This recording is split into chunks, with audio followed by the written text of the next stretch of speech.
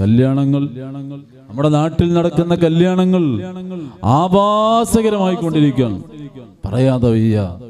മുസ്ലിം ഉമ്മത്ത് ആ വിഷയത്തിൽ ഒരു ധാരണയില്ലാത്ത ആളുകളായി മാറിപ്പോകുന്നു. വിവാഹം എന്ന് പറയുന്ന സങ്കല്പം എത്ര മഹത്തരമാണ്.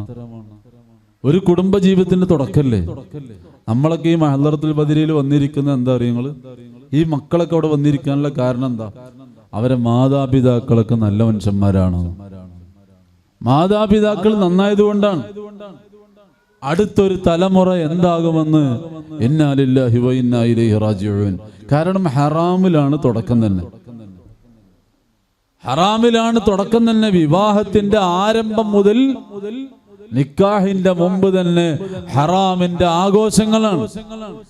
ഈ ദമ്പതികളിൽ നിന്നുണ്ടാവുന്ന മക്കൾക്ക് എങ്ങനെയാണ് സ്വലാഹിയത്ത് ഉണ്ടാവുക? വിശുദ്ധ ഖുർആൻ സൂറത്തുൽ കഹ്ഫിൽ വകാന അബൂഹുമാ സ്വാലിഹ എന്ന് പറയുന്നുണ്ട്. മൂസാ നബി അലൈഹിസ്സലാത്തു വസ്സലാമും ഖദർ നബി അലൈഹിസ്സലാത്തു വസ്സലാമും യാത്ര പോകുമ്പോൾ ഒരു ചുമര് നന്നാക്കിയ സംഭവം സൂറത്തുൽ കഹ്ഫിൽ ഉണ്ടല്ലോ. ആ ചുമര് നന്നാക്കിയതിന് കാരണം പറയുന്നുണ്ട്. അതിന്റെ അടിയിൽ നിധിയുണ്ട്. എന്താണ് ആ നിധി? അത് ഒരു യതീം കുട്ടികളുടെ നിധിയാണ്. അത് നഷ്ടപ്പെട്ടു പോകാതിരിക്കാനാ നന്നാക്കിയത്. എന്തേ അവർക്ക് ഗുണമുണ്ടായത്? അവരെ ബാപ്പാര് ഉഷാറായിരുന്നു. മാതാപിതാക്കൾ നന്നായാൽ അതിന്റെ ഗുണം ആർക്കുണ്ടാവും? മക്കളിലുണ്ടാവും. നബി സല്ലല്ലാഹു അലൈഹി വസല്ലമ തങ്ങളെ പറ്റി മിനൽ അസ്ലാബിൽ കരീമത്തിൽ ഫാഖിറ ഇലൽ അർഹാമിസ് സകിയത്തി ത്വാഹിറ, നബി സല്ലല്ലാഹു അലൈഹി വസല്ലമ തങ്ങളുടെ ആ നൂറ് കൈമാറി വന്ന റൂട്ട് പറയുന്നിടത്ത് അയിമ്മത്ത് പഠിപ്പിച്ചിൽ എല്ലാം മഹാന്മാരാണ്. എല്ലാം മഹാന്മാരാണ്. നമ്മുടെ മാതാപിതാക്കൾക്കുണ്ടായ സ്വലാഹിയത്താണ് അല്ലാഹു തആല നമ്മളിൽ കാണിച്ചു തരുന്നത്. പുതിയ തലമുറ ആഭാസകരമായ രൂപത്തിൽ അവരുടെ ജീവിതം കെട്ടിപ്പടുക്കുമ്പോൾ അവരിൽ നിന്നുണ്ടാകുന്ന മക്കളിൽ നന്മ കുറഞ്ഞു പോകുന്നു. നന്മ കുറഞ്ഞു പോവുകയാണ്. ഒന്നും ഒരു ആഭാസമാക്കരുത്. ഓ പ്രിയപ്പെട്ട സഹോദരിമാരെ, മുസ്അബ് ഇബ്നു ഉമൈർ റളിയല്ലാഹു അൻഹു കേട്ടിട്ടില്ലേ നിങ്ങള്? മഹാനായ സയ്യിദുനാ മുസ്അബ് ഇബ്നു ഉമൈർ റളിയല്ലാഹു അൻഹു വലിയ സമ്പന്നനാണ്. മക്കയിൽ വലിയ സമ്പന്നനായി ജീവിച്ച ആളാണ്. മക്കയിൽ വലിയ സമ്പന്നനായി ജീവിച്ച ആളാണ് സയ്യിദുനാ മുസ്അബ് ഇബ്നു ഉമൈർ റളിയല്ലാഹു അൻഹു. അവിടുന്ന് നബി സല്ലല്ലാഹു അലൈഹി വസല്ലമ തങ്ങളുടെ അടുക്കൽ വന്ന് വിശുദ്ധമായ ഇസ്ലാം സ്വീകരിച്ച് നബി തങ്ങൾ ഹിജ്റ പോയപ്പോൾ അവിടുന്ന് അതാ മക്കയിൽ നിന്ന് മദീനയിലേക്ക് പലായനം ചെയ്തു. നബി തങ്ങൾ എത്തിയതിന്റെ ശേഷമാണ് മുസ്അബ് തങ്ങൾ വരുന്നത്. നബി തങ്ങൾ ഇങ്ങനെ ഇരിക്കുമ്പോ മുസ്അബ് ഇബ്നു ഉമൈർ തങ്ങൾ ഇങ്ങനെ കയറി വരുന്നത് കണ്ടപ്പോ മഹാനായ സയ്യിദുനാ റസൂലുള്ളാഹി സ്വല്ലല്ലാഹു അലൈഹി വസല്ലമ തങ്ങൾ കരഞ്ഞുപോയി. അവിടുന്ന് കരഞ്ഞുപോയി. എന്തേ കരയാനുണ്ടായ കാരണം? എന്താണ് കരയാനുണ്ടായ നിമിത്തം എന്നറിയുമോ? ഈ മുസ്അബ് ഇങ്ങനെ ജീവിച്ച ആളല്ല. ഇങ്ങനെ ജീവിച്ച ആളല്ല. എല്ലാം ഒഴിവാക്കി ഹബീബായ സയ്യിദുനാ റസൂലുള്ളാഹി സല്ലല്ലാഹു അലൈഹി വസല്ലം തങ്ങളുടെ അടുക്കലേക്ക് വന്നപ്പോ തങ്ങൾക്ക് വല്ലാത്ത വിഷമമായി പോയി. ആ മുസ്അബ് ഇബ്നു ഉമൈർ തങ്ങൾ വഫാത്താകുമ്പോ നോക്കണേ നിങ്ങള്, അവരൊക്കെ ജീവിച്ചത് എത്ര വലിയ ആഘോഷത്തിലായിരുന്നു. പക്ഷേ ഇസ്ലാം അവരെ ഉള്ളിൽ കയറിയപ്പോ പിന്നെ അവരുടെ ഖൽബ് മാറിപ്പോയി. മുസ്അബ് ഇബ്നു ഉമൈർ റളിയല്ലാഹു അൻഹു വഫാത്താകുമ്പോ അവിടുത്തെ മറവ് ചെയ്യാൻ വേണ്ടി കഫൻ പുടവ അന്വേഷിക്കുമ്പോ തലമൂടിയാൽ കാല് പുറത്താണ്, കാല് മൂടിയാൽ തല പുറത്താണ്. പുല്ല് വെച്ചിട്ടല്ലേ അവരെ കാല് മറച്ചത്. അവരൊക്കെ എത്ര വലിയ ജീവിതം നയിച്ചവരാണ്. സുബ്ഹാനല്ലാഹ്. ഉള്ളപ്പോഴും ഇല്ലാത്തപ്പോഴും മിതത്വം നമ്മുടെ ജീവിതത്തിൽ ഉണ്ടാവണം. രക്ഷപ്പെടാനുള്ള മാർഗമാണ് മൂന്നാമതായി അഷ്റഫുൽ ഖൽഖ് മുഹമ്മദുർ റസൂലുള്ളാഹി സല്ലല്ലാഹു അലൈഹി വസല്ലം തങ്ങൾ പഠിപ്പിച്ചത് സന്തോഷത്തിലും കോപത്തിലും നീതി പാലിക്കലാണ്. സന്തോഷം ഉണ്ടാകുന്ന സമയത്തും അൽ അദ്ലു ഫിർ റിളാ വൽ ഗളബ്, ദേഷ്യം ഉണ്ടാകുന്ന സമയത്തും നോർമൽ ആവുന്ന സമയത്തും നീതിപൂർവം ഇടപെടണം.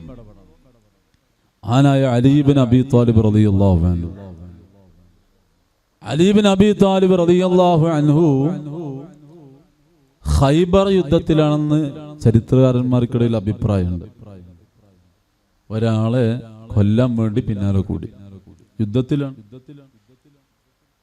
അയാളെ പിന്നാലെ കൂടി അയാൾ അടുത്തെത്തി, അയാളെ വീഴ്ത്തിയിട്ട് അലി ഇബ്നു അബീ ത്വാലിബ് റളിയല്ലാഹു അൻഹു അയാളെ നെഞ്ചത്ത് കയറി എന്നിട്ട് തല വെട്ടാൻ നിൽക്കുക. അപ്പൊ ഈ മനുഷ്യൻ അവസാനത്തിൽ അടപെടുത്തു. അലി റളിയല്ലാഹുവിന്റെ മുഖത്തേക്ക് അയാൾ കാർക്കിച്ചു തൊപ്പി. മഹാനായ അലി ഇബ്നു അബീ ത്വാലിബ് റളിയല്ലാഹു അൻഹു അവിടുന്ന് എഴുന്നേറ്റ് പോയി. അയാളൊന്നും ചെയ്തില്ല. ഈ മനുഷ്യൻ അലി റളിയല്ലാഹുവിന്റെ ബാക്ക് പോയി പിടിച്ചിട്ട്, എന്താണ് നിങ്ങൾ എന്നെ കൊല്ലാതെ വിട്ടത്? എന്നെ കിട്ടാൻ വേണ്ടി നിങ്ങൾ കുറെ അധ്വാനിച്ചല്ലോ, കിട്ടിയിട്ട് എന്തേ വെറുതെ വിട്ടത്? അലി ഇബ്നു അബീ ത്വാലിബ് റളിയല്ലാഹു അൻഹു പറഞ്ഞു, നിന്റെ പിന്നാലെ ഞാൻ കൂടിയതിൽ വജ്ഹില്ലാഹി ജല്ല വഅല, അള്ളാഹുവിന്റെ വജ്ഹ് മാത്രം ഉദ്ദേശിച്ചിട്ടായിരുന്നു. പക്ഷെ അവസാന സമയം നീ എന്റെ മുഖത്ത് തുപ്പിയില്ലേ, അപ്പൊ എന്നോട് ദേഷ്യം തോന്നി. എനിക്ക് എന്റെ കൽബിൽ എന്നോട് ദേഷ്യം തോന്നി. ഇനി ഞാൻ എന്നെ കൊന്നാൽ എന്റെ ദേഷ്യം തീർക്കാനുള്ള കൊല്ലലായി പോവും. അതുകൊണ്ട് എന്റെ ദേഷ്യം തീർക്കാനുള്ളതല്ല റബ്ബിന്റെ ദീന്. അലി ഇബ്നു അബീ ത്വാലിബ് റളിയല്ലാഹുവിന്റെ വാക്ക് കേട്ടപ്പോൾ അയാൾ മുസ്ലിമായി പോയി.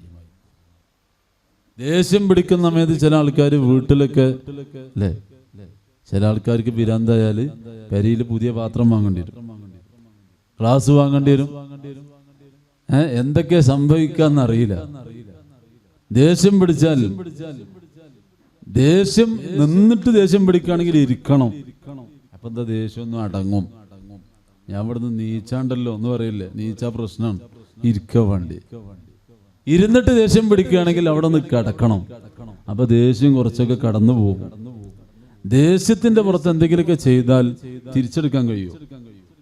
ദേഷ്യം പിടിച്ചിട്ട് ഭാര്യനെ അടിച്ചു, പിന്നെ അടി തിരിച്ചെടുക്കാൻ കഴിയുമോ? അപ്പൊ ദേഷ്യം വരുന്ന സമയത്തും സന്തോഷത്തിന്റെ സമയത്തും നീതിപൂർവ്വം ഇടപെടണം. എല്ലായിടത്തും അങ്ങനെ. ഞാൻ ദേഷ്യം പിടിപ്പിച്ചപ്പോൾ പറഞ്ഞതാണ് എന്ന് പറഞ്ഞിട്ട് കാര്യമില്ല. നബി സല്ലല്ലാഹു അലൈഹി വസല്ലം തങ്ങൾ ഇങ്ങനെ മദീനത്തൂടെ പോകുമ്പോ ഒരു പെണ്ണ് ഒരു ഖബറിന്റെ അടുത്ത് ഇരുന്ന് ഇങ്ങനെ കരയുണ്ട്, അല്ലാത്ത കരച്ചിൽ. സല്ലല്ലാഹു അലൈഹി വസല്ലം തങ്ങൾ ആ ഉമ്മാനോട് പറഞ്ഞു, കരയണ്ട, ഒരാൾ മരിച്ചതിന്റെ പേരില കരയണ്ട. അല്ലാഹു തആല നിങ്ങൾക്ക് ഖൈറായ പകരം തരും. ഈ പെണ്ണിന് വന്ന ആള് റസൂലുള്ളാഹി ആണെന്ന് അറിഞ്ഞില്ല, ചീത്ത പറഞ്ഞു ഇലൈക അന്നി, ഒന്ന് പോയി, മലയാളത്തിൽ പറയുകയാണെങ്കിൽ ഒന്ന് പോയി തരുമോ? എന്റെ അല്ലേ മരിച്ചത്, എനിക്കല്ലേ നഷ്ടം, നിങ്ങൾക്ക് എന്താ? റസൂലുള്ളാഹിയുടെ റോങ് ആയി പെണ്ണ്. കുറച്ച് കഴിയുമ്പോൾ ആൾക്കാർ പറഞ്ഞു, ആരോടാ നിങ്ങളാ പറഞ്ഞറിയോ? അത് റസൂലുള്ളാഹിയാണ് സല്ലല്ലാഹു അലൈഹി വസല്ലം. ആ പെണ്ണ് ഓടി, നബി തങ്ങളെ വീട്ടിലേക്ക് ഓടിച്ചെന്നപ്പോ റസൂലുള്ളാഹി സല്ലല്ലാഹു അലൈഹി വസല്ലം തങ്ങൾ ചോദിച്ചു, എന്തേ വന്ന്? ഒന്നുമില്ല, ആളറിയാതെ പറഞ്ഞു പോയതാണ്. അസ്സബ്റു ഇൻദ സ്വദമത്തിൽ ഊലാ, ആദ്യ സമയത്താണ് ക്ഷമ വേണ്ടത്. എല്ലാം കഴിഞ്ഞിട്ട് പിന്നെ ക്ഷമാപണം വേണം, എല്ലാം കഴിഞ്ഞാലും വേണം. പക്ഷെ ആദ്യ ഘട്ടത്തിലാണ് വേണ്ടത്. ഒരു പ്രയാസം ഉണ്ടാകുമ്പോൾ ആ സമയത്ത് നമുക്ക് ക്ഷമിക്കാൻ കഴിയണം.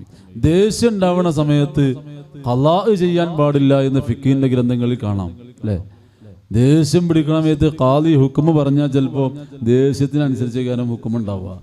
അതുകൊണ്ട് ആ സമയത്ത് ഖളാ ചെയ്യാൻ പാടില്ല.